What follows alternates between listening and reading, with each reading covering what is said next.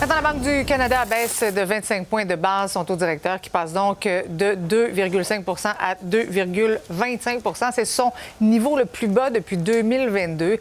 Et ça s'explique, entre autres, par le conflit commercial avec les États-Unis. Le chroniqueur économique François Gagnon est avec moi pour faire le point. Bonsoir, François.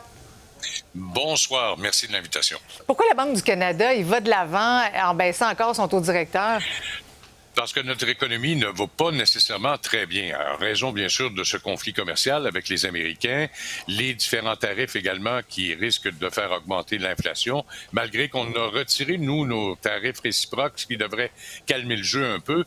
Il en demeure pas moins que la Banque du Canada mentionne que il y a beaucoup de faiblesses dans l'emploi. N'oublions pas que le taux de chômage a grimpé en haut de 7 au cours du dernier mois. Aussi, l'inflation qui risque d'être encore là. On parle d'une inflation qui devrait atteindre 2,1 en 2026-2027. Donc, on pense qu'on est présentement à l'équilibre avec le taux directeur. Mais est-ce que tu penses que la Banque du Canada va continuer à baisser son taux comme ça?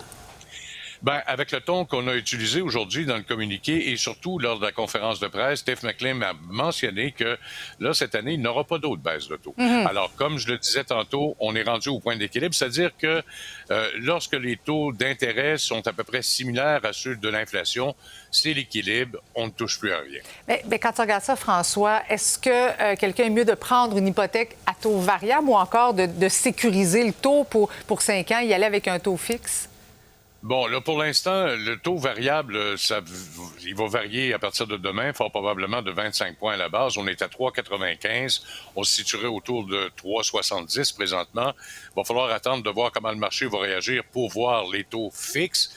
5 ans, présentement, on peut l'avoir à autour de 4 Donc, pour le taux hypothécaire, pour ceux qui ne sont pas nerveux là, avec les fluctuations de taux, sachez qu'on est toujours gagnant avec un taux hypothécaire variable.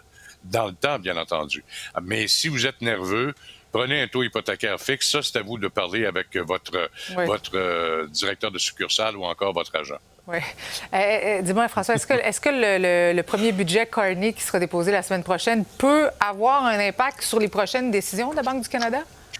Je ne crois pas. Habituellement, la Banque du Canada se dissocie complètement de ce que le gouvernement va faire de son côté.